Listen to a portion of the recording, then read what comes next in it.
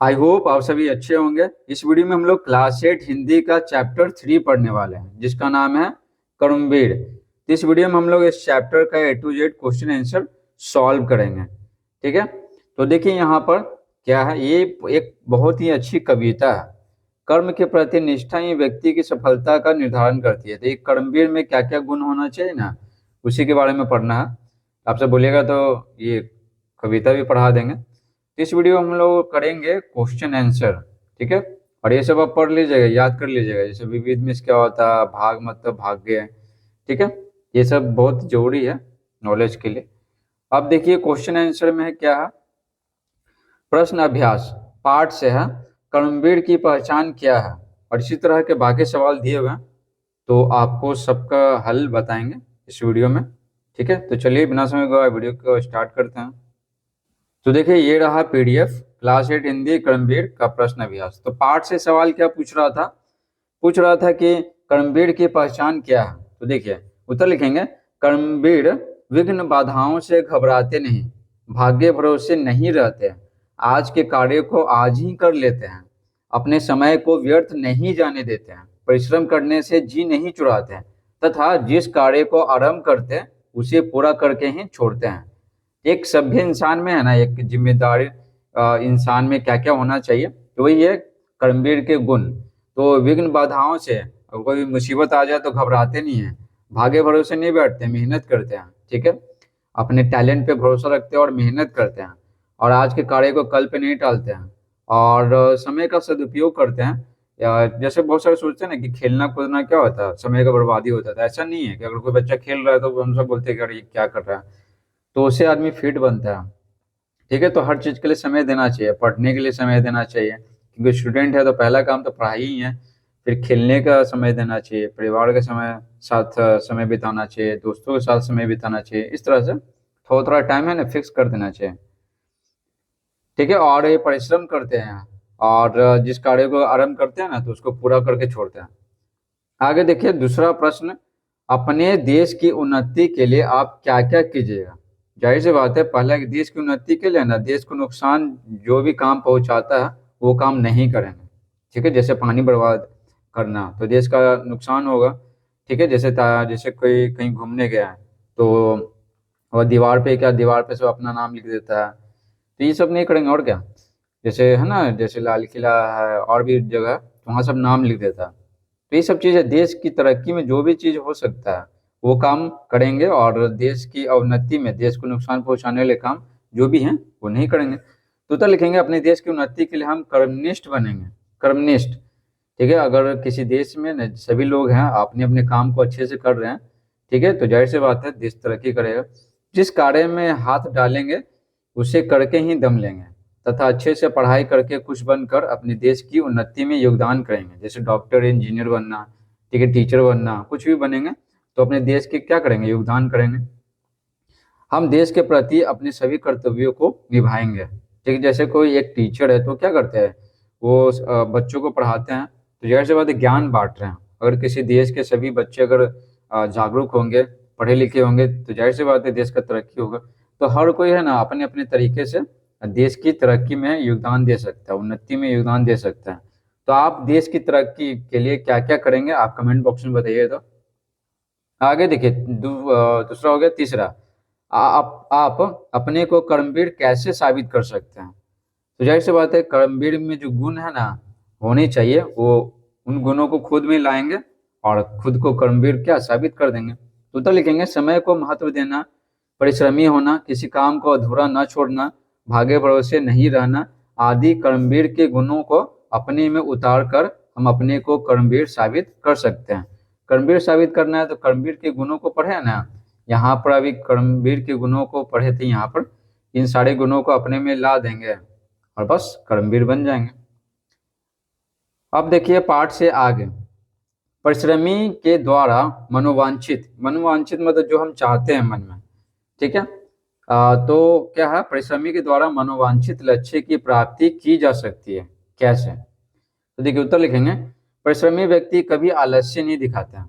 ठीक है, कभी आलस्य नहीं दिखाते। जैसे एग्जाम में मान लेते हैं कि हमें नंबर लाना है, मान लेते हैं कि 85% लाना, 90% लाना, ये बिहार बोर्ड के लिए बोल रहा है। सीबीएसई में तो 100% भी आ जाता है नंबर। तो मान लेते हैं कि आपको लाना है 85%, तो जाहिर सी बात है शेड्यूल फिक्स कर दीजिए और आलस्य नहीं दिखाएंगे, डेली की डेली क्या करेंगे, पढ़ेंगे टाइम फिक्स करके, और भी बाकी काम करेंगे। उसमें मेन काम क्या, पढ़ाई करेंगे। परिश्रमी व्यक्ति कभी आलस्य नहीं दिखाते हैं। अगर परिश्रमी व्यक्ति मन वचन, ठीक है, मन से और ये वचन से यानी कि बोल दिए तो वो काम करेंगे, वो हो गया वचन। और कर्म से है, जैसे बात है 85% से अगर हम चाहते हैं 90% लाना, तो कर्म तो करना पड़ेगा, यानी पढ़ना तो पड़ेगा ही। तो परिश्रमी व्यक्ति मन वचन और कर्म से एक बना रहे तो कार्य में सफलता अवश्य मिलती है। कर्मवीर के सारे गुणों को अपनाकर परिश्रमी व्यक्ति के द्वारा मनोवांछित लक्ष्य की प्राप्ति की जा सकती है। ठीक है, तो इस परिश्रमी व्यक्ति को है ना कर्मवीर बनना पड़ेगा, तब जाके उसको अपने लक्ष्य ना मिलेगा जो वो जीवन में चाहता है। दूसरा देखिए, कल करे सो आज कर, आज करे सो अब, पल में प्रलय होएगा, बहुरी करेगा कब। इस पंक्ति का अर्थ लिखिए, ये बहुत ही फेमस पंक्ति है, बहुत ही प्रसिद्ध है। देखिए उत्तर लिखेंगे, कबीर दास जी कहते हैं कि हमारे पास समय बहुत कम है, जो काम कल करना है वो आज करो, और जो आज करना है वो अभी करो, क्योंकि पल भर में प्रलय हो जाएगी ना, पल भर में प्रलय जो हो जाएगी, तो फिर आप अपने काम को कब करेंगे। इनका कहना है ना कबीर दास जी का कि हमें टालना नहीं चाहिए, कोई भी काम को ना टालना नहीं चाहिए, अगर अभी हो सकता है तो अभी करना है। तीसरा देखिए, आप किसी अपना आदर्श मानते हैं और क्यों। तो उत्तर लिखेंगे, हम अपना आदर्श महात्मा गांधी जी को मानते हैं क्योंकि हम सादगी, सच्चाई और अहिंसा में विश्वास करते हैं तथा सतत प्रयत्नशील रहने का प्रयास करते हैं। ये सब आदर्श महात्मा गांधी जी में मौजूद है। तो आप अपना आदर्श किसको मानते हैं, कमेंट बॉक्स में बताइएगा। तो हम तो महात्मा गांधी को मानते हैं क्योंकि ये हमारे राष्ट्रपिता हैं, और ये इन्हीं की वजह से ना हमें आज़ादी मिला। आज़ादी बहुत सारे जो आंदोलन चलाए महात्मा गांधी, तो इन ये बहुत सादगी से रहते थे, सच्चाई और अहिंसा, अहिंसा से आज़ादी दिलवाया। ठीक है, इन्हीं की पूरा मार काट हुआ तब जाकर आज़ादी मिला। ठीक है, युद्ध हुआ तो नहीं, तो अहिंसा। ठीक है, और सतत प्रयत्नशील रहने का प्रयास करते हैं।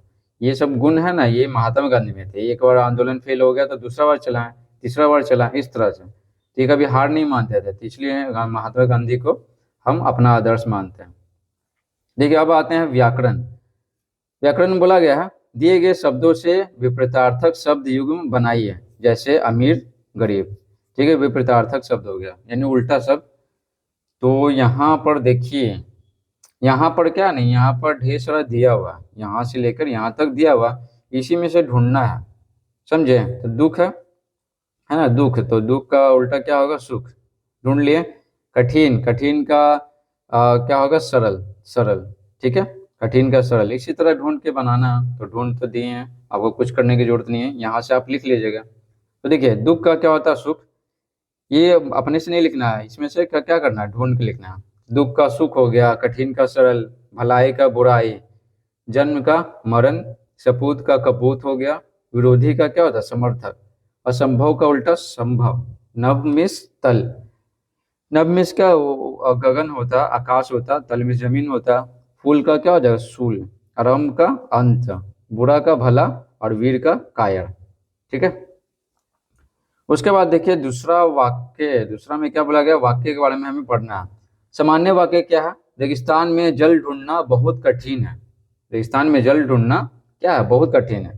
तो मुहावरेदार वाक्य में क्या होगा, रेगिस्तान में जल ढूंढना लोहे के चने चबाने की तरह है। लोहे के चने चबाने की तरह, तो ये मुहावरेदार हो गया। इसी चीज को हम क्या किए हैं, ये लिखे हैं। देखिए बहुत कठिन है ना, तो लोहे के चने चबाना मतलब क्या होता है, बहुत कठिन काम करना।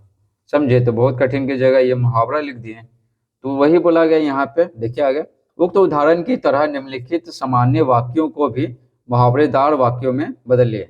ये सामान्य वाक्य दिया हुआ है, जैसे यहाँ पर दिया हुआ था, और मुहावरा का इस्तेमाल किए, बिल्कुल यहाँ पर है दिया हुआ सामान्य वाक्य, और फिर मुहावरा का इस्तेमाल करेंगे, मुहावरा का। देखिए क्या है, रमेश अपनी माँ का प्यारा लड़का। उत्तर लिखेंगे, रमेश अपनी माँ की आंखों का तारा है। आंखों का तारा मतलब क्या होता है, बहुत प्यारा। ठीक है, ख है, पुलिस को देखते ही चोर भाग गया।